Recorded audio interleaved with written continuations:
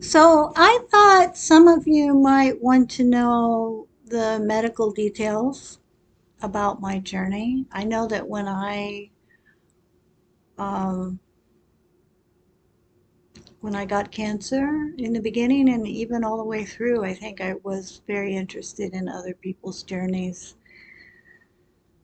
For one thing, I wanted to know what was ahead for me and what was normal and what wasn't normal and so forth. So this video I'm going to call Medical Deets Part the First, and I'm just going to explain to you what my symptoms were that made me finally go to ER and how I got my diagnosis and the aftermath of that. So two weird things were happening to me. One was I had this weird, uncomfortable, full feeling in my stomach, like I'd overindulged on Thanksgiving or something. And the thing that was so weird about it was that I felt full even when I hadn't eaten anything in 6 or 8 hours. And I had just lost 50 pounds by working really, really hard, using the treadmill, counting calories. It wasn't like I lost 50 pounds because I was sick. I lost 50 pounds because I was driven to lose 50 pounds. And I worked for every single ounce.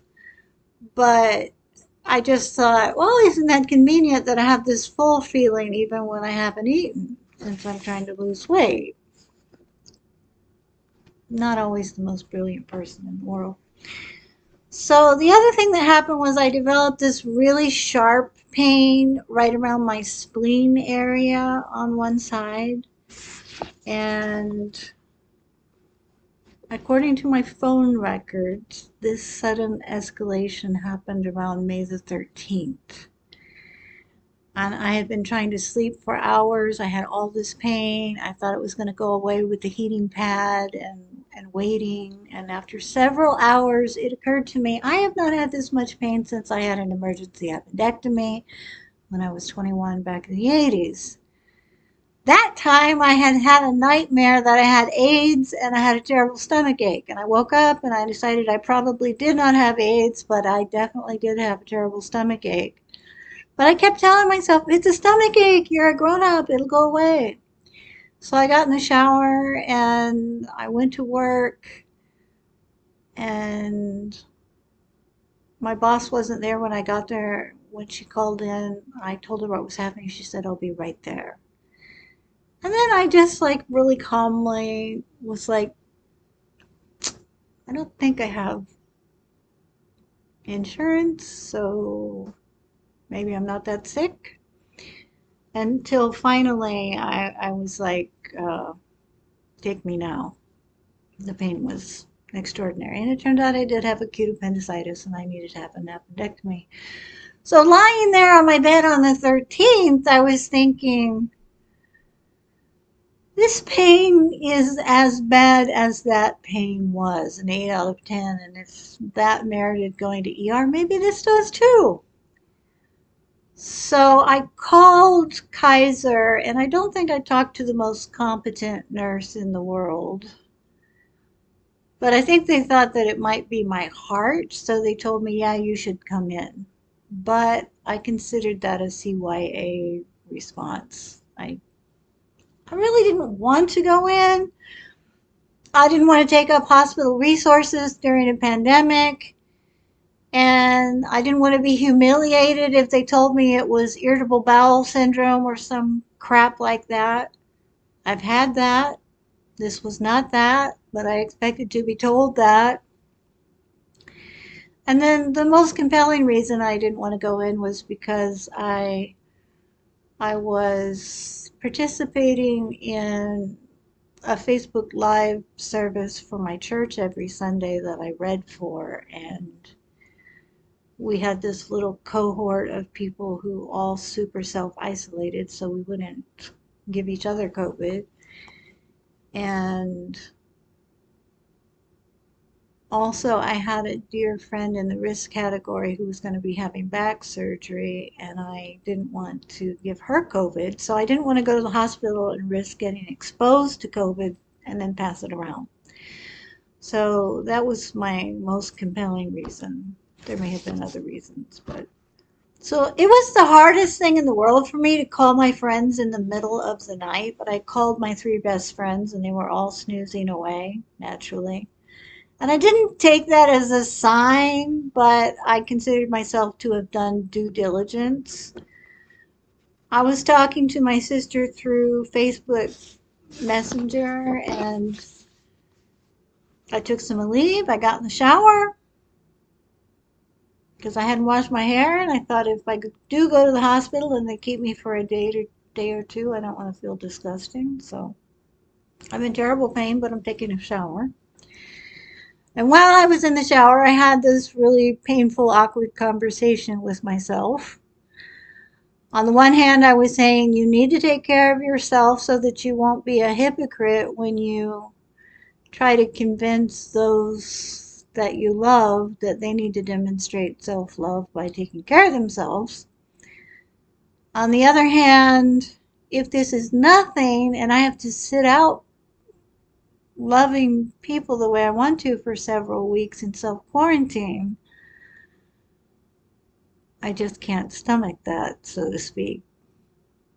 And the pain got manageable after my shower, so I just decided not to go. That was on the 13th.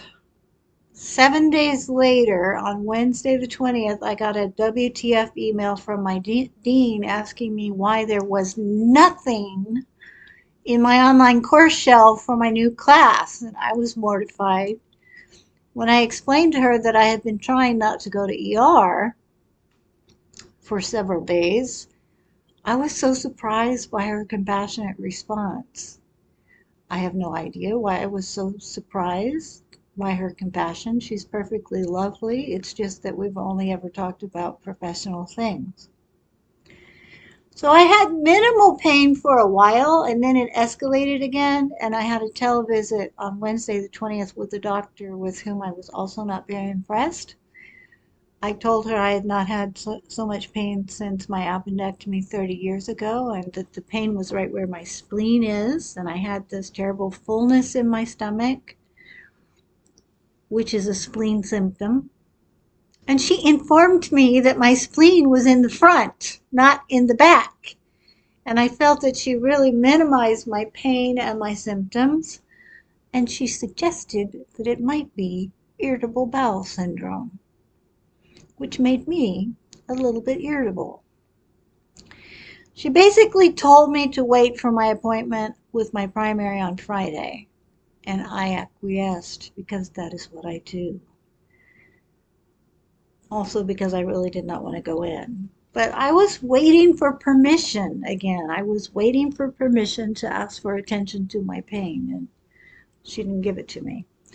So the next day I hit the ground running at 5:20 in the morning. I spent 9 hours on Zoom with students. I had two different classes. I had to write a diagnostic test on the fly, and I was feeling like a real badass for getting all this done. In the evening, when I had class, I started getting that really strong hunger pain, and it got so bad that finally at 8 o'clock I had to let everybody go. And this time the pain wasn't in my spleen, which is an area that I came to call Hank.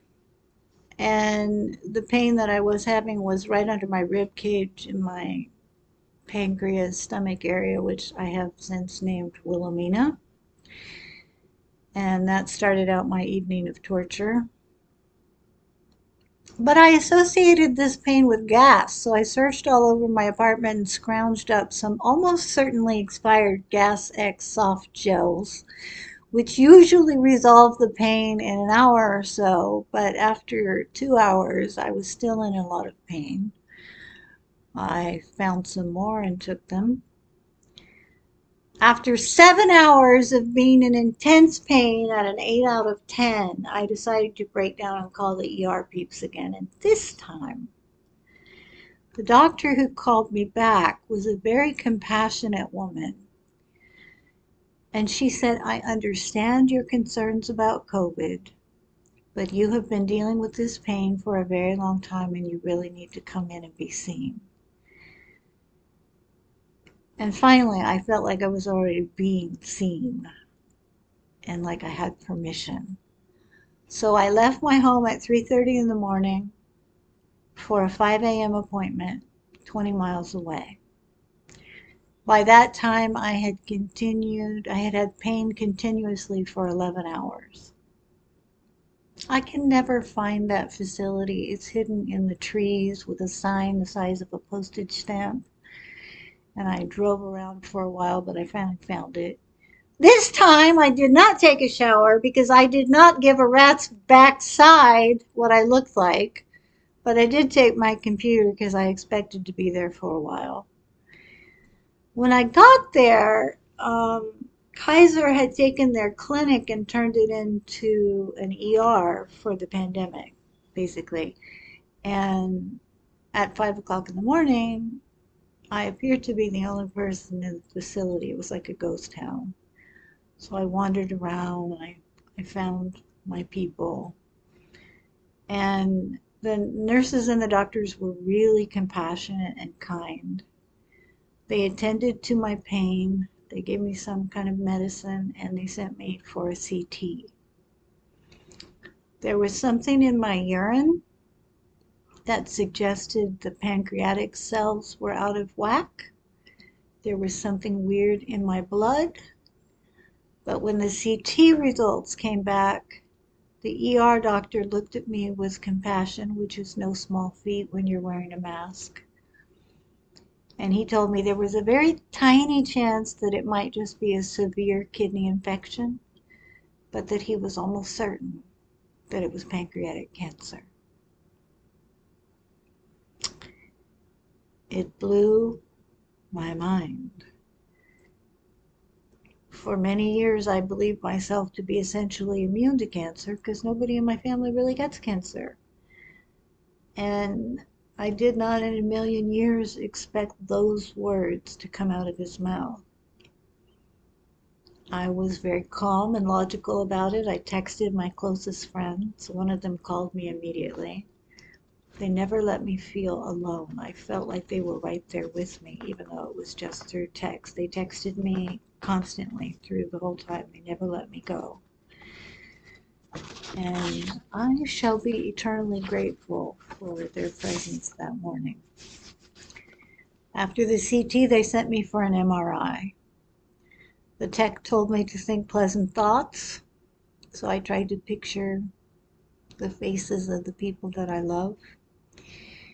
Each face made me dissolve into tears, and I sobbed in the machine.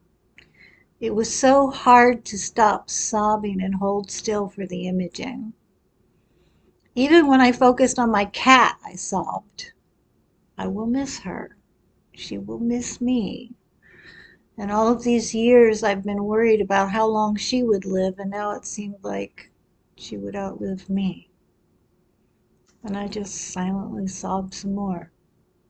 Tears streamed down the sides of my face, and snot made it damn near impossible to breathe.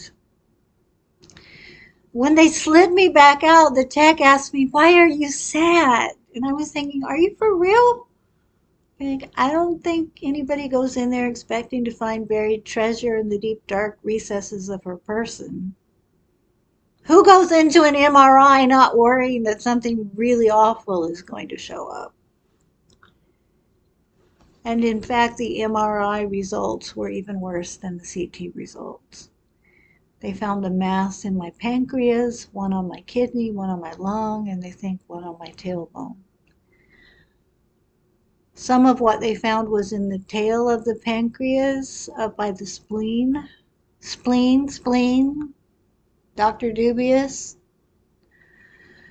which is more discreet and therefore more operable. But the rest of the pancreas are pretty tangled up with your other organs, and it's really difficult to operate. A mass there is pretty inextricable. I really wanted to be held, but it was COVID, and this was not an option. So on my way home, I stopped and got a strawberry shake at McDonald's to reward myself for going to ER because I was quite proud of myself for doing so. And to celebrate still being able to eat. I got a small, I didn't finish it, and I still made myself sick. I had been told to stick to clear liquids for a while and then try a shake, but the shake was on my way home and the clear liquids really weren't. I mean, I'm sure I could not have found clear liquids anywhere on the 21-mile drive home. By the time I went to bed, I hadn't slept in 40 hours. I was uncomfortable Sunday morning when I woke up and a little bit unsteady, but I got up and I went to church and I asked my friends to not get too mushy, and because I didn't want to break down crying on camera, and we all did beautifully and I was very proud of us. I went to say there was morning and there was evening the first day. So I am going to tell you in my next video about what that first week was like. If you enjoyed this video, if there was anything useful for you in it, I would ask you to hit the like button and to consider subscribing. I feel like there's somebody out there that needs to hear my story, and the more subscribers there are, the more likely it is that that person will hear it. And take care of yourselves.